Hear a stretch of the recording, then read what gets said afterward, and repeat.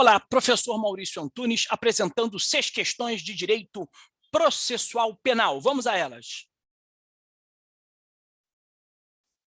Primeira questão. João sofreu calúnia, mas veio a falecer dentro do prazo decadencial de 6 meses antes de ajuizar a ação contra o ofensor. Ele não tinha filhos e mantinha um relacionamento homoafetivo com Márcio, em união estável reconhecida. João era filho único e tinha como parente próximo sua mãe. Nessa situação hipotética, o ajuizamento de ação pelo crime de calúnia, primeiramente, o próprio Código Penal direciona no artigo 145, que esses crimes contra a honra, calúnia, difamação e injúria são crimes de ação penal privada. Sendo de ação penal privada, são crimes que se procedem conforme o próprio artigo lá na lei penal estabelece, mediante queixa. Sendo de ação penal privada, então o ofendido, através da queixa-crime, que inicia a ação penal, sendo que aqui o ofendido faleceu. Sendo ele falecido, o que está previsto lá no artigo 36 do Código de Processo Penal? No caso de morte de ofendido, na ordem, é o famoso CAD. Aqui o CAD, ó. Quem pode ajuizar a ação?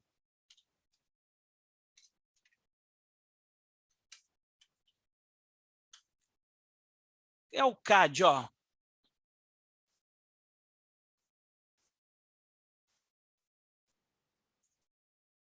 Nesta mesma ordem. Então, cônjuge, o A é de ascendente, o D de descendente e o I de irmão. Então, conforme estabelece o Código de Processo Penal, então, essa é a ordem. Primeiramente, seria o cônjuge. Era o caso, o João faleceu.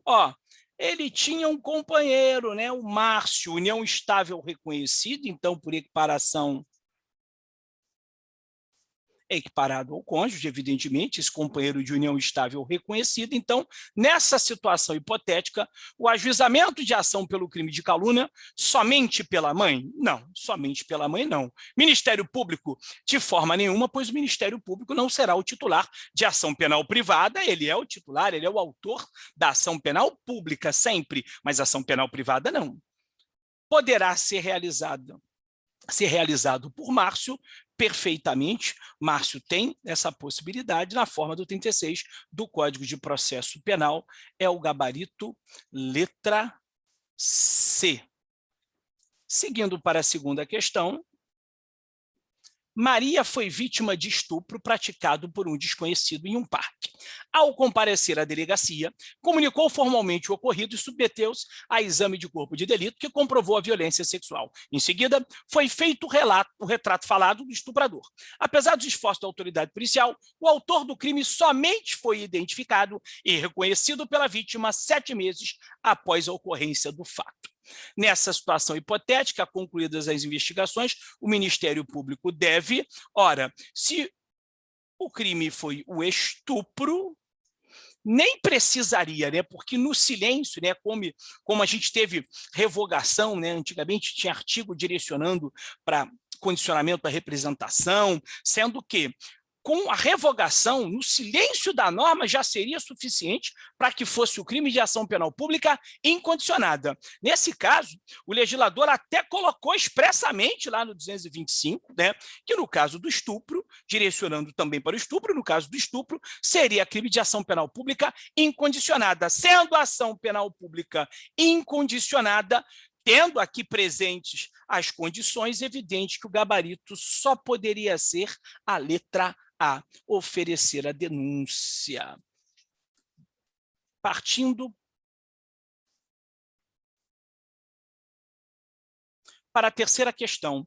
A ação penal pública pode ser incondicionada ou condicionada à representação. Perfeito. né? Quando a lei penal assim estabelece que naquele determinado crime, é o que acontece, por exemplo, no perigo de contágio venéreo, lá do artigo 130 do Código Penal, que diz que o crime se procede mediante representação, então o ofendido tem que fazer a representação para que aí sim o Ministério Público possa oferecer a denúncia e assim propor a ação penal, né? Então pode ser a ação penal pública incondicionada, grande regra, ou quando assim a lei penal estabelecer condicionada a representação.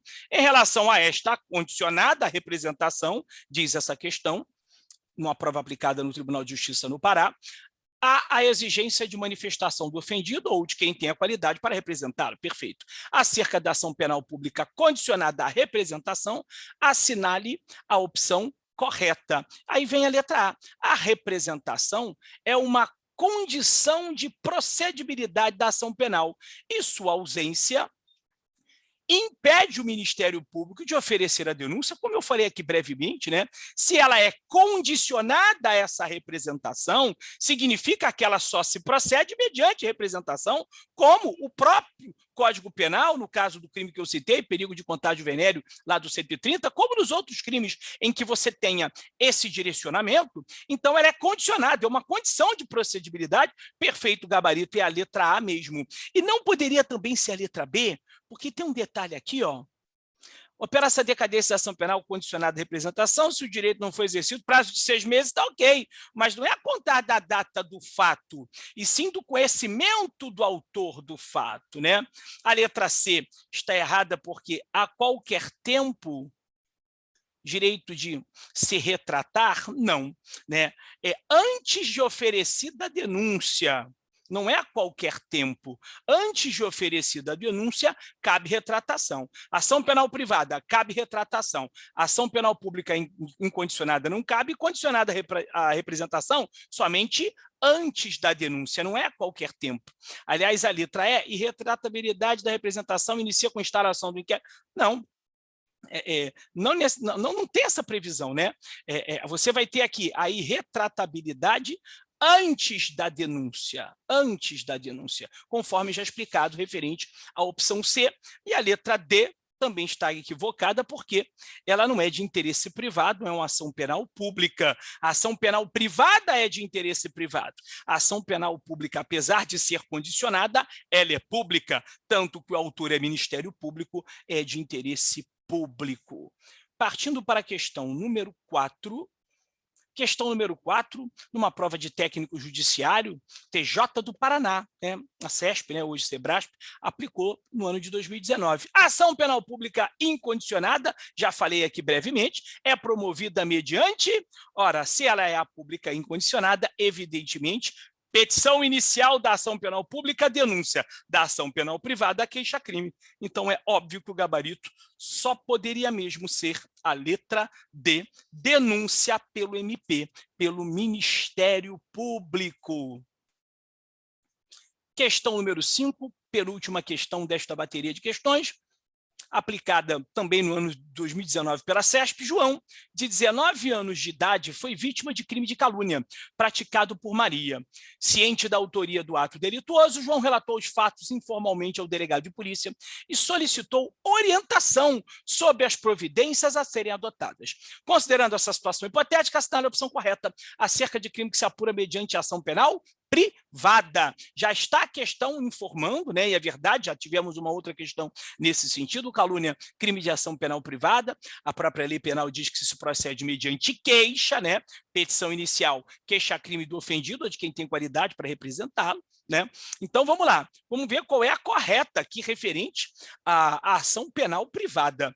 A letra A diz que, em face do princípio da oficiosidade, o delegado de polícia deverá instaurar... Opa! Independentemente da formalização do requerimento de João, não, João tem que requerer formalmente, sim. Ora, se o crime é de ação penal privada, se o autor é o ofendido, não adianta, né, perder tempo com investigação se o ofendido não tem esse desejo, não demonstra, porque senão ele lá na frente não propõe a ação. Para que serve instauração de inquérito? Não, nem é o caso, né? Nem é o caso, né? Até pela própria circunstância referente à pena. Mas, enfim, letra A, completamente fora, né? Assim como nos crimes de ação penal pública condicionada à representação, depende depende do ofendido. O Ministério Público não poderá, por si só, oferecer a denúncia. Na ação penal privada, quem oferece a denúncia? É a própria vítima, é o próprio ofendido? Então, é evidente que, tanto nos crimes de ação penal pública condicionada, quanto nos de ação penal privada, depende da vontade do ofendido. Letra B, instauração do inquérito policial suspende a fluência do prazo decadencial para o ingresso da ação penal em juízo, não tem essa previsão no Código de Processo Penal. Letra C, caso João venha a falecer após instauração do inquérito policial e antes da ação penal, o direito de oferecer queixa-crime passará ao cônjuge, ascendente, descendente, irmão, conforme já falamos anteriormente, né? O Código de Processo Penal traz exatamente essa ordem, né? Já falamos aqui referente à questão anterior, é o CAD, cônjuge, ascendente, descendente, irmão. Então, perfeito, é o gabarito letra C. A letra D, vale lembrar que a letra D, aqui é uma questão da CESP, que o juridicamente aplicável, mesmo que não tenha aquele apego ao que está escrito no texto, né, faz parte de cobrança de prova da CESP nas áreas referentes a direito, de uma forma geral, no direito constitucional, no direito processual penal, em outros ramos do direito também. Porque aqui, a letra D, por João ser menor de 21, o direito de queixa pode ser exercido por ele, o representante legal, tem essa previsão lá no artigo 34.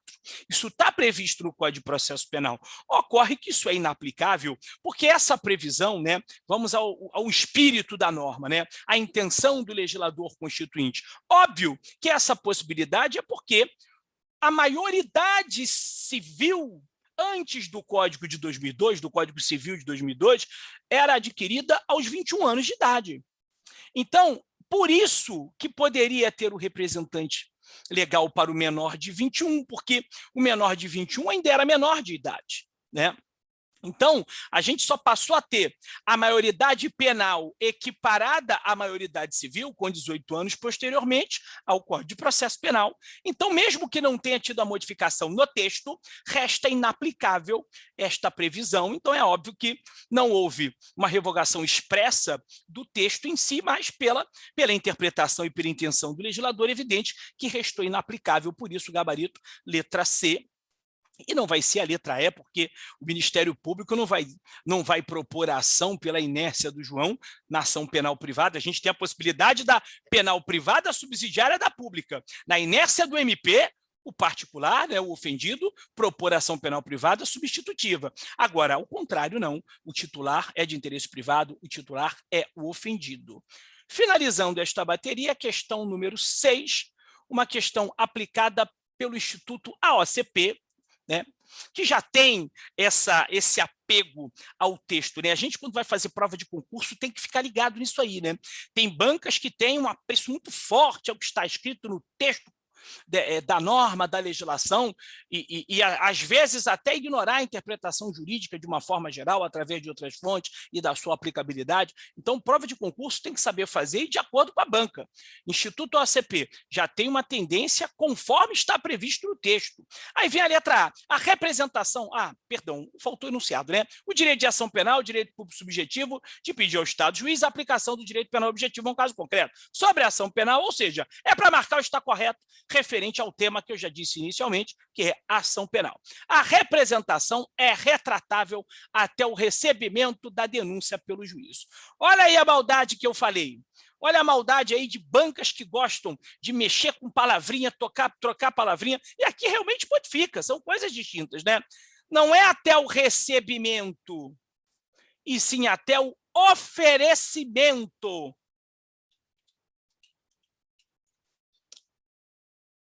da denúncia, né? Então, errada a letra A.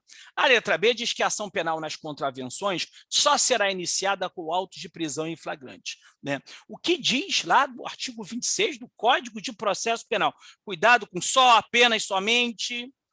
No Código diz o APF, né, o auto de prisão em flagrante, ou prisão em flagrante, ou portaria da autoridade judiciária ou policial. Então, na forma do texto, claro que a gente tem o texto do Código de Processo Penal como referência, então, né, provinha da OCP, só auto de prisão em flagrante é errado, porque você tem ou um ou outro. Então, duas possibilidades do texto, claro que o só aqui demonstra o erro. Letra C. Ao ofendido ou a quem tem a qualidade para representá-lo, caberá intentar a ação pública subsidiária da pública. Não, evidente que ao ofendido ou quem tem qualidade, a privada subsidiária da pública, existe até entendimento, deslocamento de competência por procurador-geral, aqui a ação pública subsidiária da pública, mas por ofendido não há entendimento nenhum, né? Então, de forma nenhuma, poderíamos marcar a letra C. Letra D, qualquer pessoa do povo poderá provocar a iniciativa do MP, nos casos em que caiba ação pública, fornecendo-lhe por escrito informações sobre o fato e a autoria, indicando o tempo, lugar e os elementos de convicção. É o gabarito na forma do artigo 27, conforme está previsto no artigo 27 do Código de Processo Penal, até porque não poderia ser a letra E, as fundações, associações ou sociedades legalmente constituídas não poderão exercer ação penal? Poderão, né? Tanto que no próprio artigo 60, no 4º inciso, faz referência lá na perempção, na hipótese de pessoa jurídica como querelante, né? O querelante é o autor da ação penal privada. Então, se há possibilidade, claro que não, calúnia só em crime ambiental, né? Não é previsto em algumas circunstâncias, mas é evidente que tem possibilidade. Se tem possibilidade da pessoa jurídica, então, quando ele diz não poderão exercer a ação penal, está errado. Então, o gabarito só poderia ser mesmo a letra B, beleza? Até a próxima, né? Vou continuar postando mais dicas e resoluções aí de questões para auxiliá-los na preparação para concursos públicos. Ficam com Deus e até a próxima.